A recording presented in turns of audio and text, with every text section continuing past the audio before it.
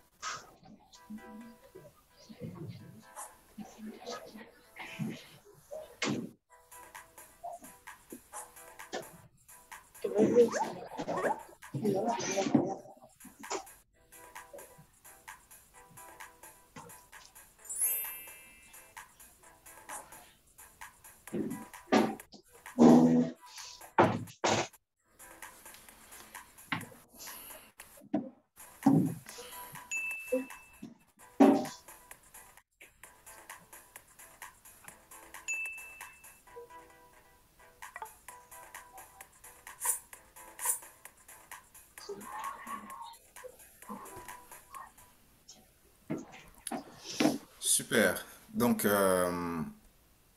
moi, je m'appelle donc Salou Diallo. Je suis d'origine guinéenne, donc Guinée-Conakry, c'est en Afrique de l'Ouest. Et j'ai commencé mon parcours dans les écoles françaises au tout début du collège, en sixième. J'étais à Moscou, euh, dans le grand froid, j'ai fait la sixième à Moscou. Puis de Moscou, je suis allé à Belgrade. À l'époque, c'était la Yougoslavie. J'étais là aussi au lycée français.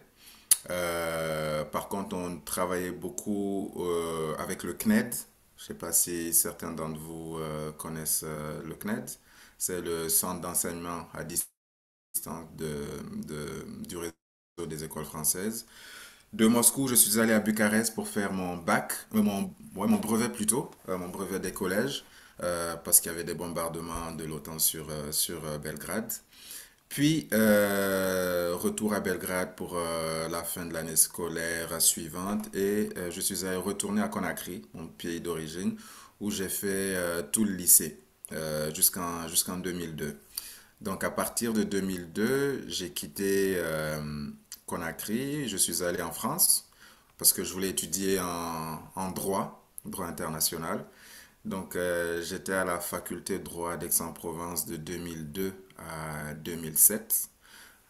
Aix-en-Provence, je pense que vous savez tous, c'est où? C'est dans le sud, pas très loin de Valence d'ailleurs. Ben, de l'autre côté de Valence en fait. J'ai été à Aix pendant 6 ans, puis d'Aix, après mes études à Aix, j'ai travaillé pendant une année et j'ai décidé de venir au Canada parce que je voulais refaire un autre diplôme en relations internationales dans la concentration en développement. Donc, ce qui m'a amené à l'Université Laval, à l'Institut québécois des hautes études internationales. Donc, suite à mes études, j'ai entamé ma carrière professionnelle. Alors, durant mes études, j'ai fait quand même quelques stages. J'en ai fait à l'UNICEF, dans le domaine de la protection des droits de l'enfant, à Cotonou et à Conakry. Donc, c'est au Bénin et en Guinée. J'en ai fait un autre à l'OCDE, à Paris, au Club du Sahel et de l'Afrique de l'Ouest. Et j'ai fait ce sont les trois stages que j'ai fait. Puis après mes études, j'ai travaillé à la Banque nationale du Canada. Puis je suis retourné au Bénin une deuxième fois, cette fois-ci en tant que coopérant canadien pour le compte de Oxfam.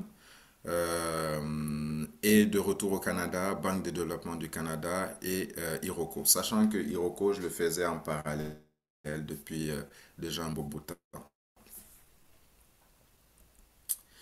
Alors, vous savez, On est à une croisée des chemins très importantes dans nos vies et dans l'évolution de la planète.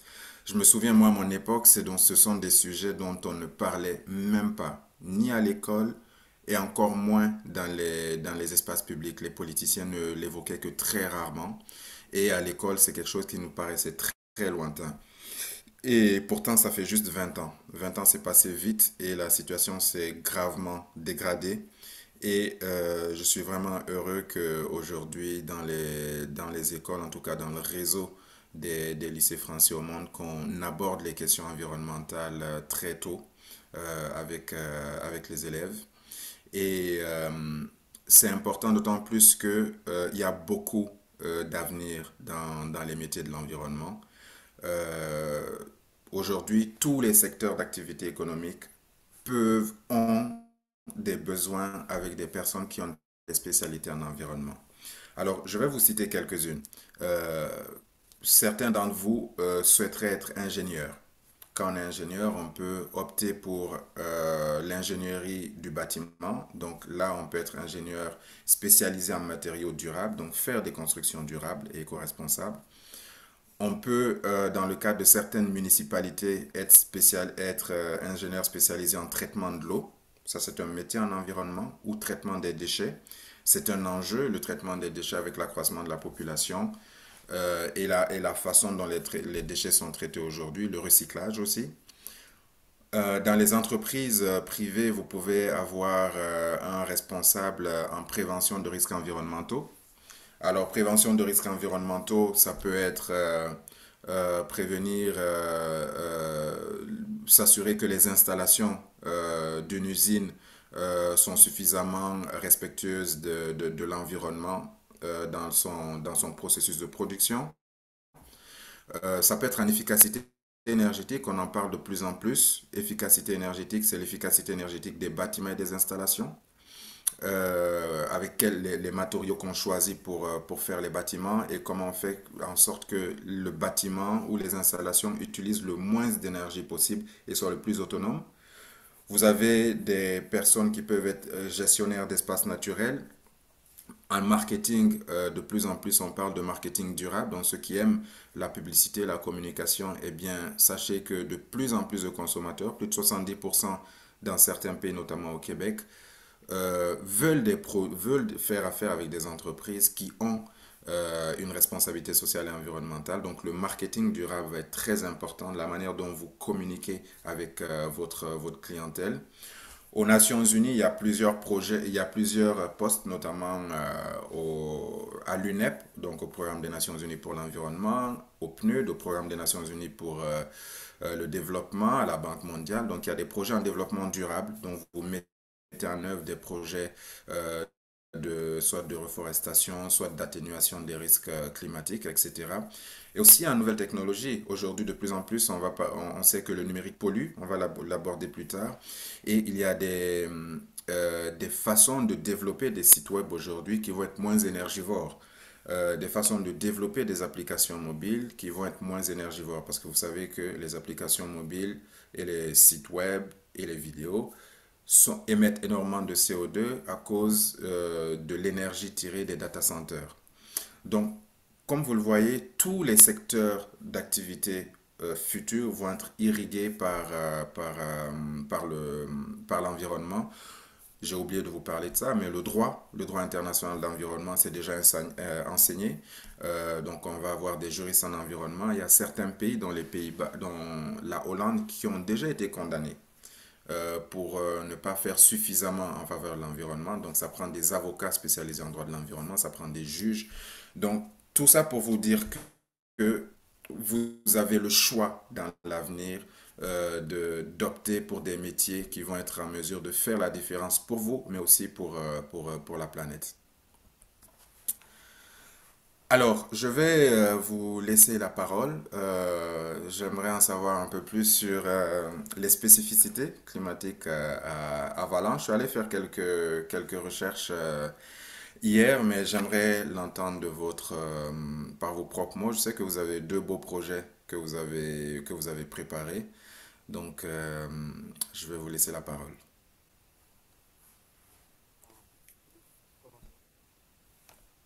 Les deux projets vont parler du riz, la riziculture, et des plages, la pollution sur les plages qu'il y a à Valence, car Valence se trouve à- sur la Méditerranée. Et le riz vient d'un grand lac de l'Albufera situé sur les abords de Valence. Super. Donc, on va commencer par la culture du riz à Valence. Oui, c'est ça. Parfait. Oui, Je vous écoute. bonjour, moi je suis Camille. On a fait cette présentation à 4, mais aujourd'hui c'est moi qui vais vous présenter la présentation. Merci Camille. Est-ce que tu peux lever le doigt pour que je sache qui c'est? Super, parfait. On va vous parler de plusieurs choses. Et donc on va commencer par l'introduction. L'Albufera. L'Albufera est une zone naturelle protégée située dans la province de Valence, dans la communauté valencienne. Elle était également connue par les Romains sous le nom de Nacarum Stagnum et dans certains poèmes arabes, il est appelé miroir du soleil. Elle fait 23,94 km² et est entourée de 223 km² de culture de riz. Le riz cultivé à l'Albufera et le riz bomba ou riz de Valence, qui est aussi une variété de riz cultivée en Espagne, surtout connue pour son utilisation dans la recette de la paella. On voit que ce riz est surtout cultivé en Aragon mais dans toute l'Espagne.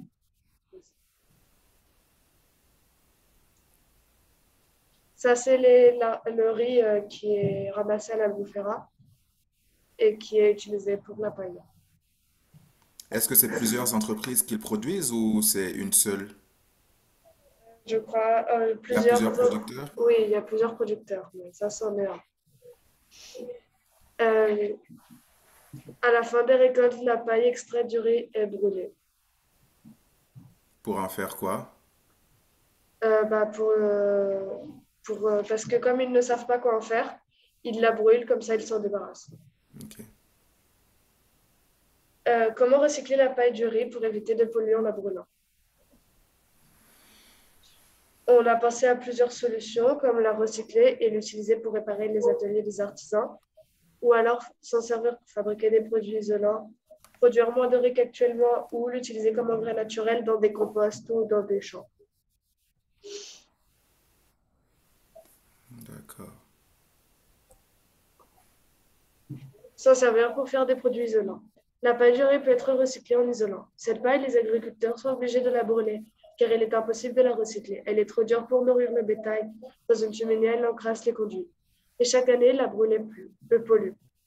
Une entreprise la récupère et la transforme en isolant pour toiture et murs. Avec cette technique, la paille emprisonnée pendant des années dans les toits et les murs, c'est une bonne solution pour le climat. Et on sait que la paille de riz est un déchet agricole fibreux, mais qui n'est pas assez valorisé pour ce qu'on pourrait faire avant. Avez-vous touché cette paille, cet isolant? Connaissez-vous des gens autour de vous qui en ont chez eux? Non, mais on s'est documenté sur Internet et on a vu que c'était une bonne solution. Super. Ah, ok. Très, très bonne présentation. Je vais, euh, je vais même faire quelques recherches là-dessus.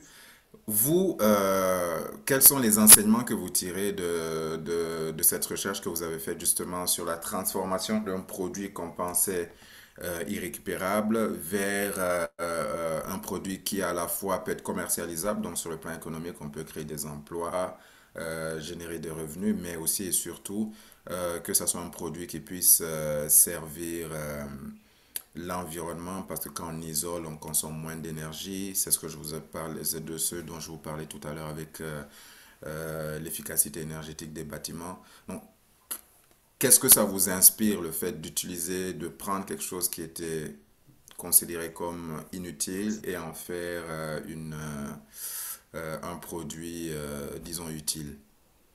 Ça nous a appris que c'est pas parce que les choses qu'on fait d'habitude et qui sont faites, qui sont des pratiques normalisées, c'est pas pour ça que c'est la meilleure solution et c'est pas parce que ce que tout le monde fait que ça veut dire que c'est la solution la plus durable.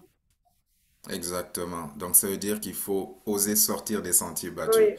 Oui, Tu as dit quelque chose de très vrai, Camille. C'est pas parce que tout le monde dit que c'est comme ça que on peut pas explorer d'autres pistes d'amélioration. Et je pense que c'est tout l'enjeu que le 21e siècle nous impose, c'est-à-dire innover, chercher de nouvelles façons de faire pour que, oui, l'économie continue à augmenter, à croître, mais surtout que nous puissions protéger la planète pour les générations futures et pour la faune et la flore qui nous entourent. Euh, ben, félicitations beaucoup pour cet exposé, pour la recherche. Ça vous a pris combien de temps? euh, 3 à 4 heures de cours. Super. Ok, c'est bon. Merci beaucoup. Est-ce que on passe au second? Les Euh, plages de Valence à San Juan. San Juan, c'est le 24 juin, j'imagine. Et au Québec, c'est considéré comme étant la fête nationale du Québec. Donc, tous les 24 juin, c'est l'équivalent du 14 juillet en France. Donc, il y a beaucoup de célébrations. Et c'est en discutant avec votre professeur que j'ai su que la Saint-Jean avait une connotation particulière à Valence. Donc, j'écoute Elena, Blanca, Matteo et Sarah. oui, bon, bonjour, on est Elena et Sarah. Car on a fait quatre, on va la présenter. D'accord. Et San Juan vient du solstice d'été. Et cette année, San Juan tombe la nuit du 23 au 24 juin. Et c'est une festivité chrétienne de la naissance de San Juan Bautista. C'est une nuit magique qui se célèbre depuis l'Antiquité.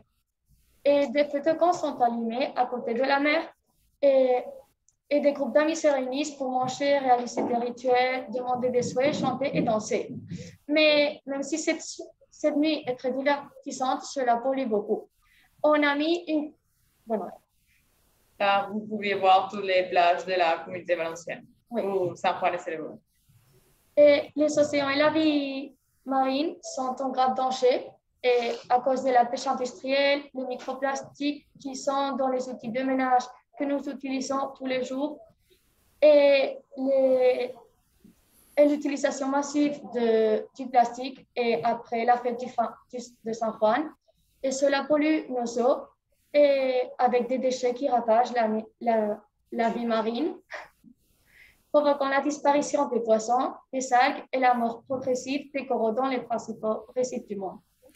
Effectivement, vous savez effectivement que les plastiques sont une menace très importante pour les coraux, pour les animaux marins.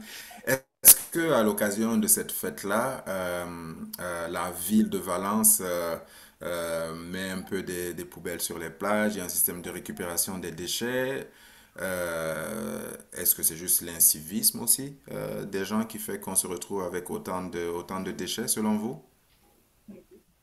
Oui, c'est l'incivisme C'est des l'incivisme, personnes. ok. Mais il y aurait de quoi, il y aurait des poubelles où jeter ces Il y déchets-là a, normalement.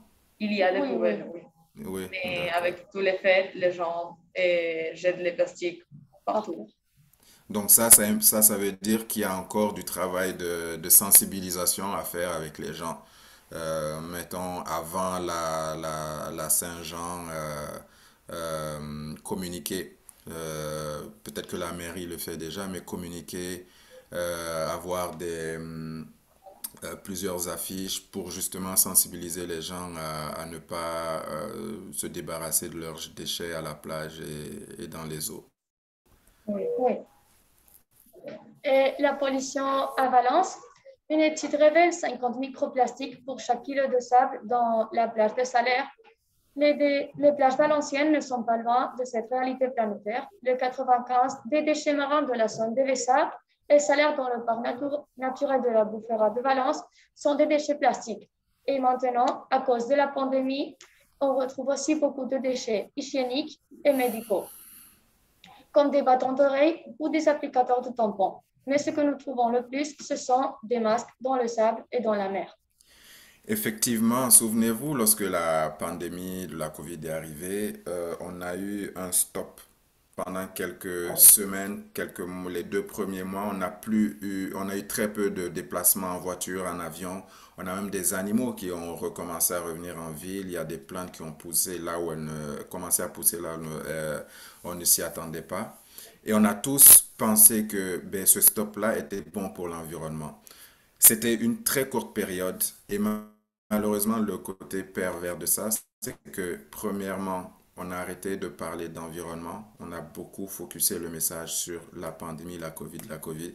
Et deuxièmement, effectivement, c'est la production de tous ces masques et des bâtons d'oreilles qu'on a eu tendance effectivement à jeter un peu partout.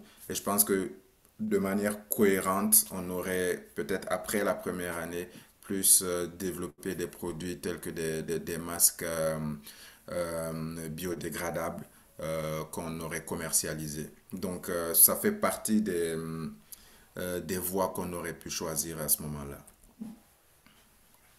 Donc, comment réduire et réutiliser les déchets trouvés sur les plages de Valence? Donc, on a trouvé plusieurs solutions.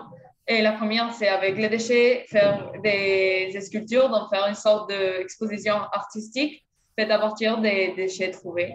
Aussi, créer une collection de vêtements en utilisant les déchets trouvés sur la plage de Valence, surtout les plastiques. Contrôler la quantité de plastique non réutilisable qui rentre dans les plages et promouvoir dans les écoles aux jeunes et de participer aux ateliers de nettoyage des plages.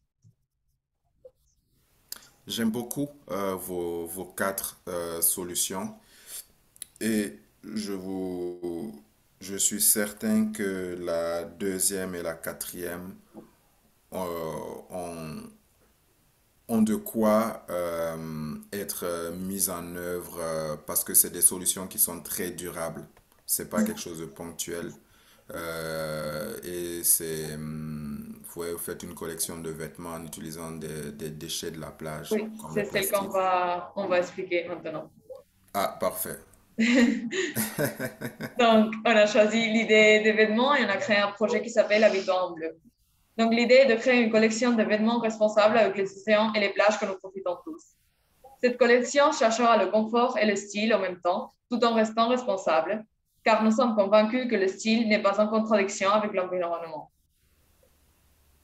Et donc, comment le réaliser?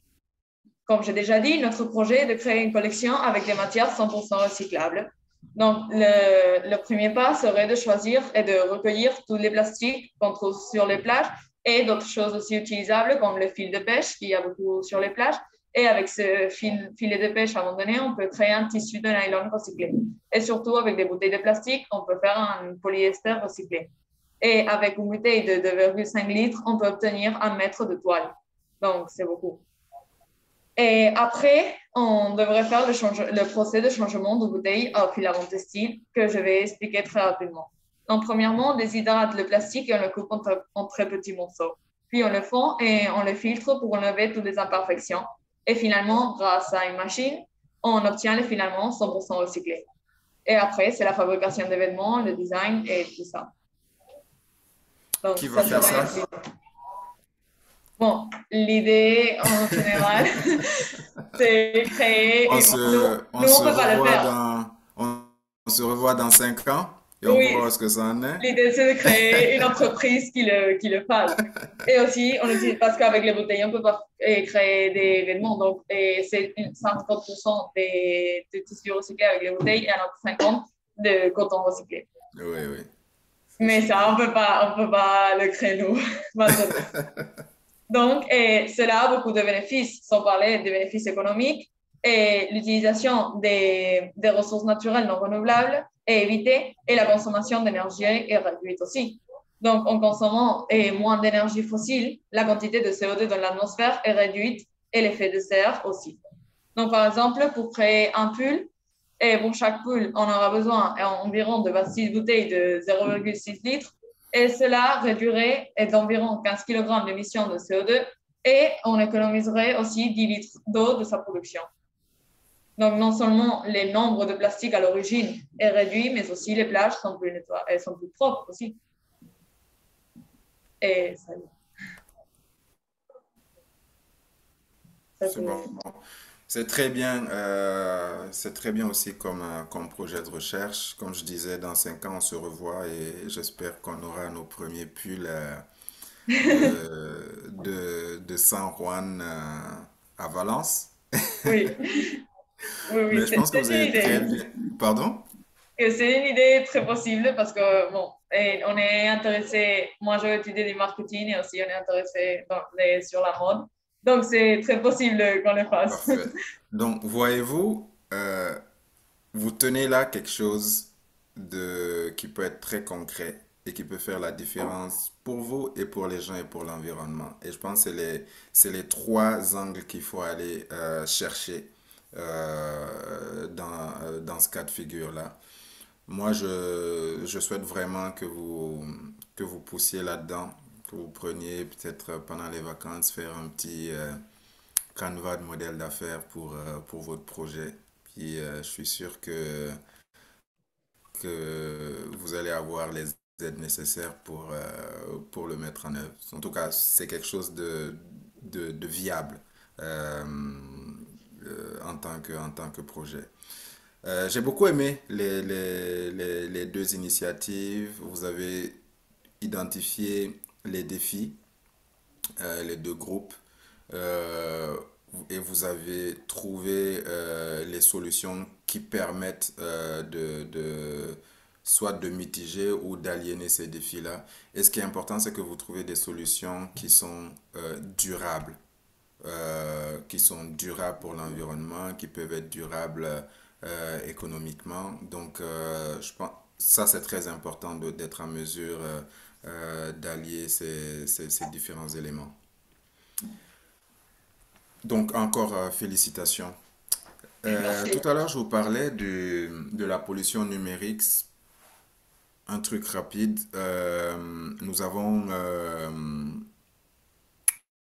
On pense que parce que le numérique, c'est quelque chose de dématérialisé, c'est quelque chose de digital qu'on ne voit pas nécessairement, ben on pense que on pollue nécessairement moins. En fait, on pollue, ce qui se passe, c'est qu'on pollue différemment.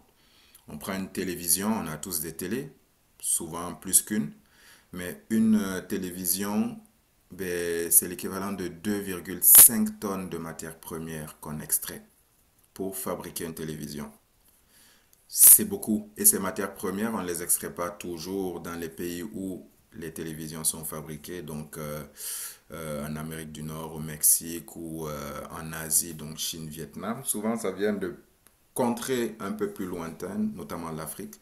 Donc, non seulement on extrait beaucoup de matières premières, mais en plus, il faut faire le trajet en bateau ou en avion pour ramener ces matières premières-là à leur lieu de production. Une fois produite, il faut ensuite ramener le produit fini vers les marchés. Donc, tout ça, ça crée énormément de pollution à cause du processus de production que nous avons actuellement. Donc, euh, on sait aussi que près de 75% des déchets électroniques ne sont pas recyclés. En fait, ne rentrent pas dans le cadre légal du recyclage. Beaucoup d'entre eux finissent leur vie dans des terrains vagues en Amérique du Sud, en Afrique et en Asie du Sud-Est. Il y a 2 ans, l'Indonésie avait eu un sérieux enjeu avec le gouvernement du Canada parce que le Canada, en fait, ils avaient une entente. Le Canada envoyait ses déchets électroniques dans des grands bateaux en Indonésie. Et le gouvernement indonésien a décidé d'arrêter ça. Donc ça a poussé ici au Canada de donner un petit coup de pouce à l'industrie du recyclage. Mais c'est des réalités. Là, beaucoup de déchets finissent à ciel ouvert dans beaucoup d'espaces, donc c'est moins de terre pour faire des projets agricoles, etc. Un petit exemple, les vidéos. On en regarde tous plusieurs en longueur de journée. Le total des vidéos streaming regardées dans le monde représente 1% des émissions de GES. Et le numérique aujourd'hui représente 4% des émissions GES mondiales. Alors, pourquoi le numérique pollue? C'est que on a ce qu'on appelle les data centers. Comment on appelle ça en français? Les centres de données, disons. Donc, c'est des centres où on a les serveurs qui permettent de faire fonctionner nos différents ordinateurs, le réseau Internet, etc. Or, ces serveurs, ces grands centres d'hébergement des serveurs consomment de l'énergie, consomment de l'électricité. Donc, plus le trafic est important, et c'est ce qui va se passer dans les années à venir, plus ces serveurs-là vont consommer de l'électricité. Et dès lors qu'on est dans un pays, par exemple comme la Pologne, où l'essentiel de la production électrique c'est du charbon, eh bien, tu vas te retrouver avec un niveau de pollution extrêmement élevé.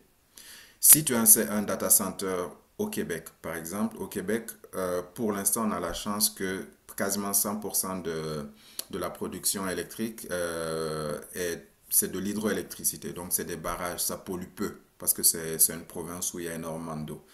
Mais donc, dès qu'on est dans des zones où la production, c'est du charbon, du pétrole, la production électrique, c'est à base de charbon, de mazout, etc., on se retrouve donc dans des situations où les émissions, l'impact carbone des data centers est très élevé. Alors, idée reçue sur la pollution numérique. Je vais vous laisser aller avec ça.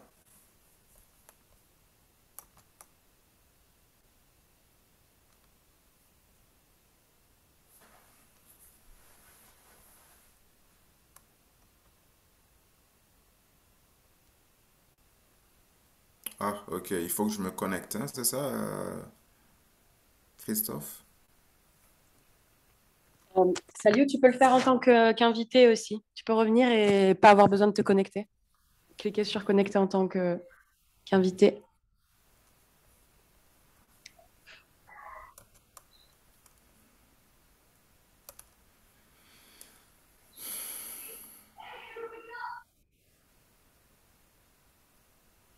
Ok, parfait. Alors, c'est quoi le plan là? On joue à combien, comment? Mode équipe ou classique? Classique. Classique. Bon. Code PIN en cours de chargement.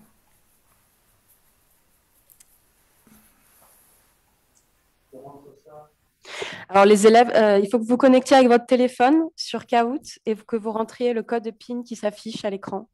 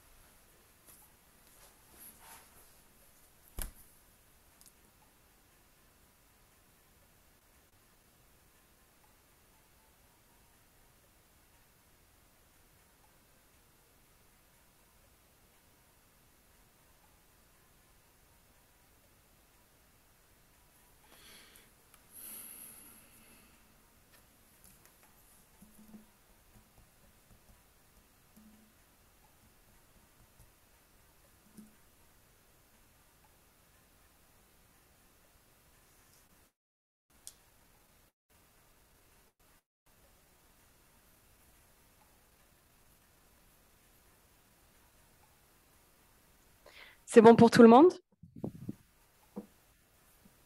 Si c'est bon pour tout le monde, levez le pouce. Tout le monde fini ou pas? Super. Je pense que tu peux y aller, Salut. Ok. You can go.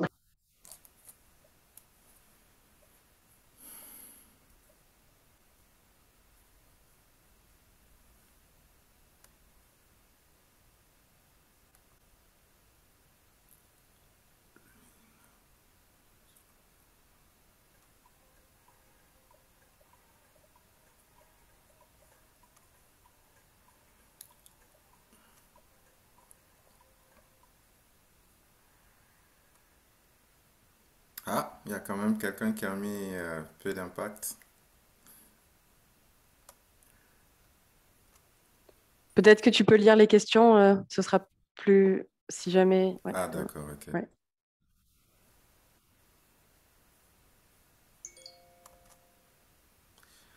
Le numérique n'a peu ou peu d'impact sur l'environnement. Donc aujourd'hui, le numérique génère 4% des émissions mondiales de gaz à effet de serre. Cette pollution numérique est due à la fabrication des équipements, des smartphones, etc. On devrait atteindre 20% à la fin de la décennie. Mais aussi à leur consommation d'énergie, à celle des data centers et réseaux qui sont nécessaires pour faire fonctionner les services comme Internet et les applications mobiles. Internet ne consomme que de l'électricité.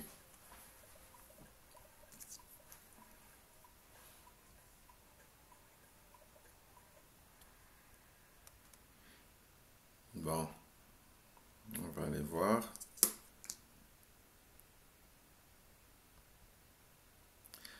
Pour refroidir les centres de données en Californie, il faut l'équivalent de 158 000 piscines olympiques par an. C'est énorme. Donc il y a l'électricité, il y a de l'eau qu'on utilise aussi. Il suffit de trier ses emails pour réduire son empreinte carbone.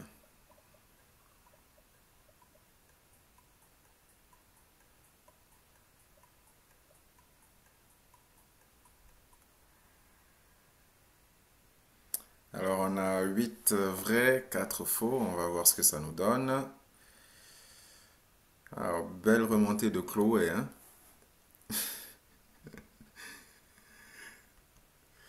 Ok. Quand on envoie un email, c'est l'équivalent d'une ampoule laissée allumée pendant 1 heure. Le simple fait de l'envoyer. C'est donc bien de trier pour avoir un impact, mais ce n'est pas suffisant. 3 actions à faire pour avoir plus d'impact. Conserver le plus longtemps possible ses appareils électroniques en prenant soin d'utiliser le Wi-Fi plutôt que la 4G. Débrancher sa box le matin en partant au travail ou en partant de chez soi. Et oui, c'est ça, c'est vraiment ne pas succomber aux effets de mode. Parce que chaque année, on nous sort le iPhone 10, iPhone 11, iPhone 12, mais au final, d'une année à l'autre, on n'a pas beaucoup de changements, quoi. Vrai ou faux? Vaut mieux stocker ses photos et vidéos sur le cloud pour libérer l'espace sur son portable.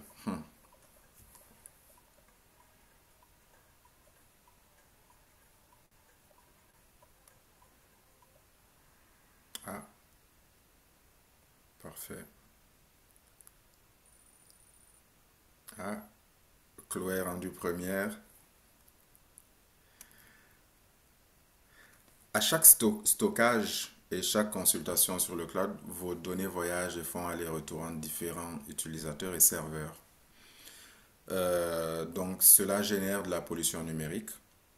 Le bon réflexe, c'est de stocker de préférence vos données sur un disque dur externe et sauvegarder uniquement le strict nécessaire sur le cloud.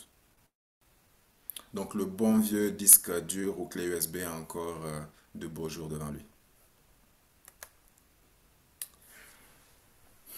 Changer de téléphone régulièrement, c'est une forme de surconsommation. Très bonne question.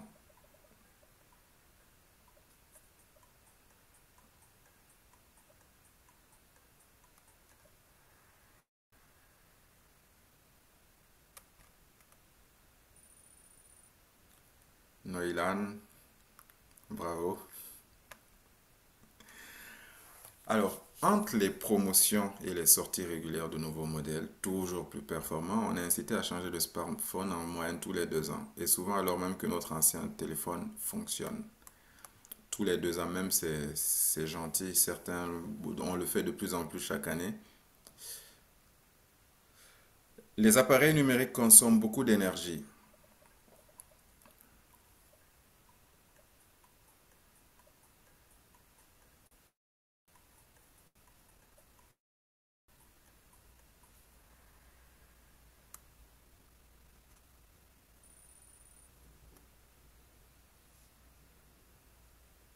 Bravo Christophe.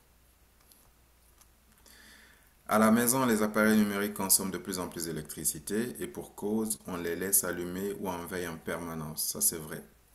On envoie sans cesse des messages, on multiplie les recherches sur Internet. D'ailleurs, si Internet est un pays, ce serait le troisième plus gros consommateur d'énergie au monde. Ça, c'est vrai, derrière la Chine et les États-Unis. C'est vraiment énorme, hein. Regarder des vidéos en streaming ou télécharger, c'est pareil.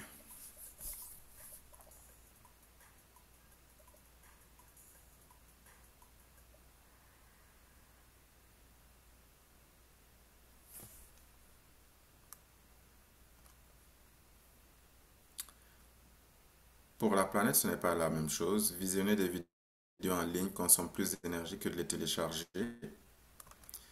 puisque cela fait voyager beaucoup de données sur les réseaux, du centre de données jusqu'à l'utilisateur et sur de longues distances. En moyenne, une donnée parcourt 15 000 km à travers les réseaux pour arriver jusqu'à vous. 15 000 km. Je pense que la circonférence de la Terre, c'est 40 000 km, donc c'est quasiment le tiers de la Terre. C'est vraiment énorme comme circuit.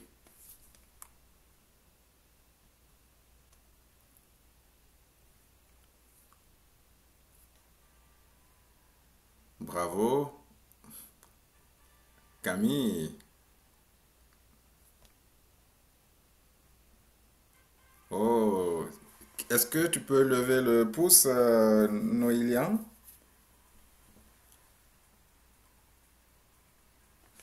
Bravo. C'est un groupe de 4, mais Bravo, bravo. C'est bien, c'est bizarre.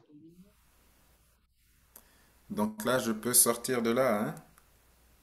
Oui, c'est bon. Tu peux retourner sur la présentation. Super. Pardon? Tu peux retourner sur la présentation. Je disais, pas de Sur souci. la présentation, ok. Euh,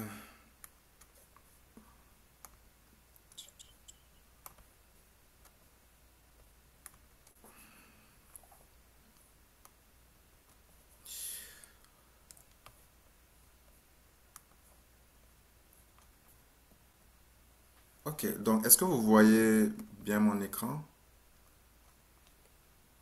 Parfait. Donc, semer les graines du changement. Euh, Ça, c'est une citation que un des acteurs de Hiroko m'avait soufflé à l'époque. Il s'appelle Adrien Bono. Travaille euh, aux Nations Unies, en Afrique. Et ses enfants sont aussi dans le réseau, bien évidemment, des lycées français. Alors, on a ici les distances parcourues chaque année par les membres de l'équipe. Comment est-ce que vous les avez calculées, ces distances? On a calculé par maps, on a mis chaque point où on allait. Et puis après, comme ça faisait un itinéraire et on pouvait calculer. D'accord. Il y a de l'avion dedans pour Camille, j'imagine. Non, De la voiture? oui. Ah, ok. Et Alia, c'est de la marche? Et Alia, c'est de la voiture aussi. C'est bon. Et nous, on a séparé la voiture et l'avion. D'accord. D'accord.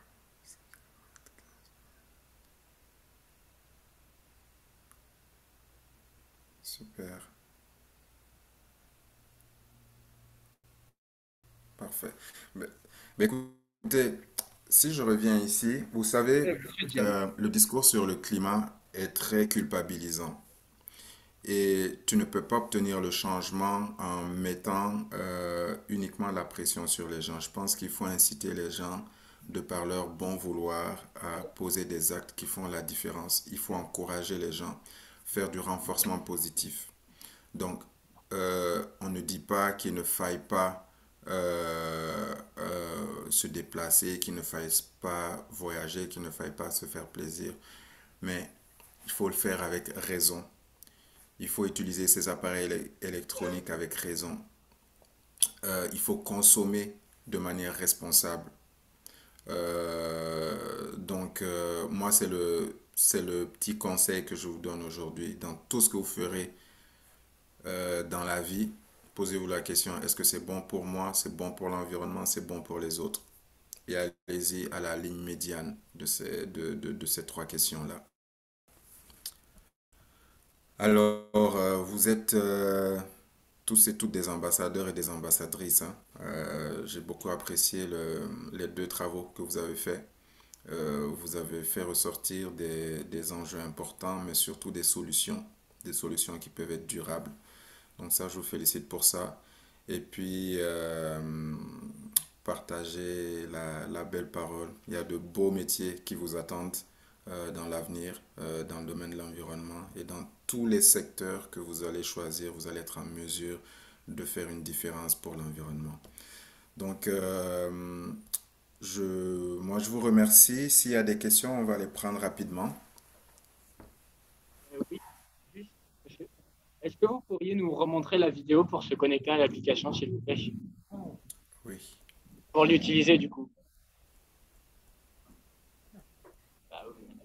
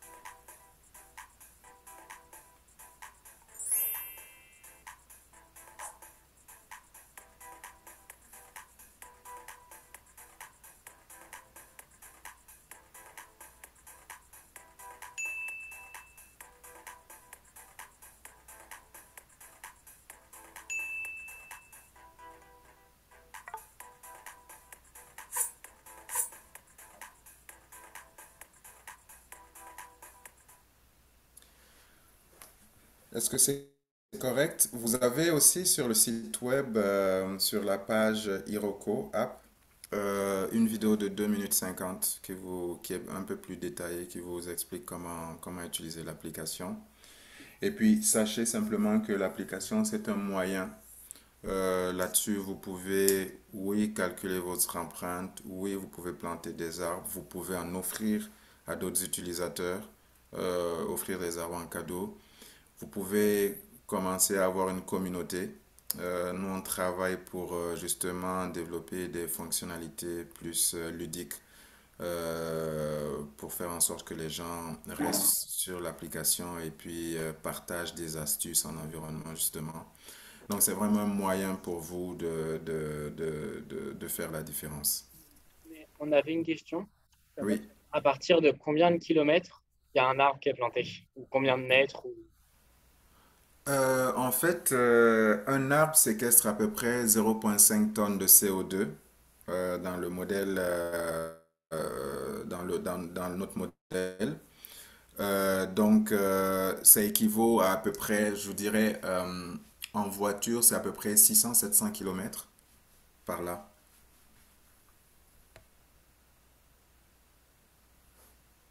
Merci.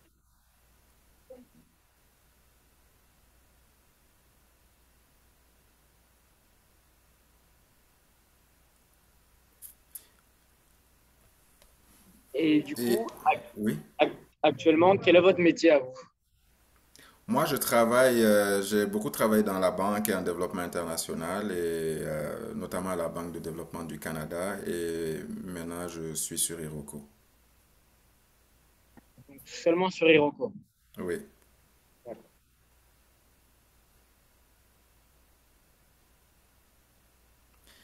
Et au niveau des arbres, vous avez donc vous avez la possibilité de choisir différentes zones. Et derrière les arbres, il y a une symbolique, hein. C'est que l'arbre, aujourd'hui, c'est la solution la plus naturelle et la plus efficace pour capter du CO2, tout simplement.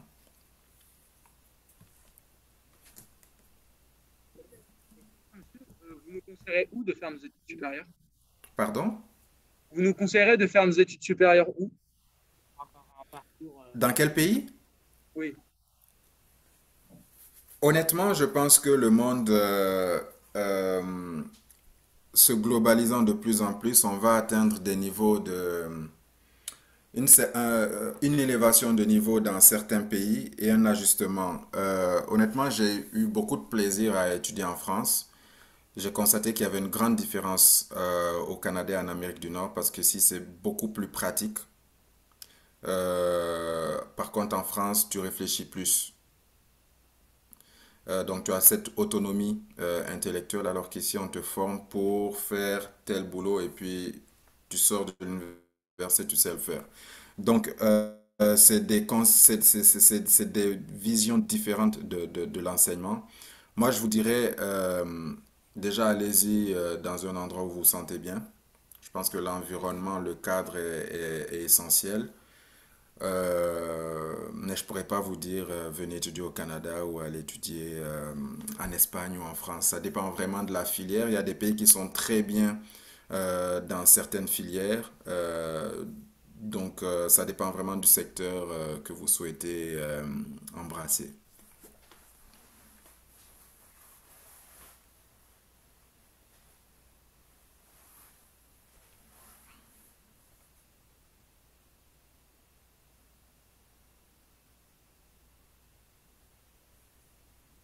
Ça fait le tour?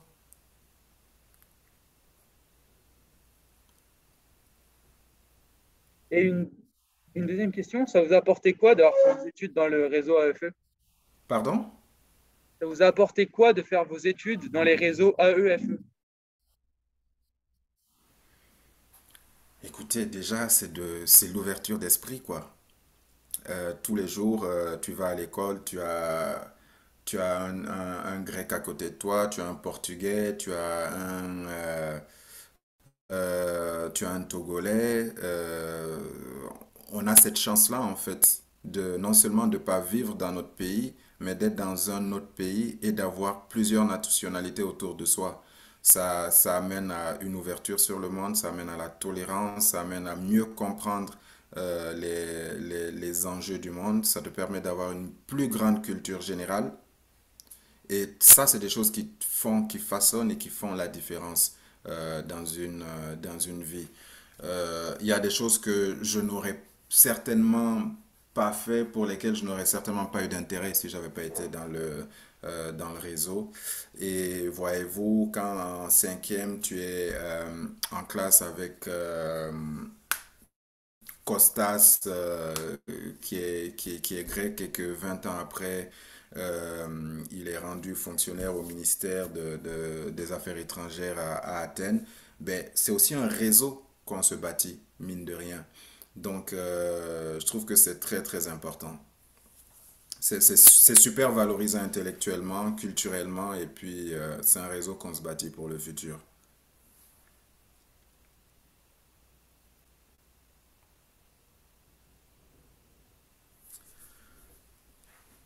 Donc, s'il y a plus de questions, je vais vous remercier pour votre présence. Je suis un peu gêné de parler espagnol, mais bon, peut-être une autre fois. Je vous remercie beaucoup. Je vous souhaite plein succès dans tout ce que vous ferez dans la vie. et surtout gardez vos bonnes valeurs. Prenez soin de vous. Merci. Merci. Bye. Au revoir.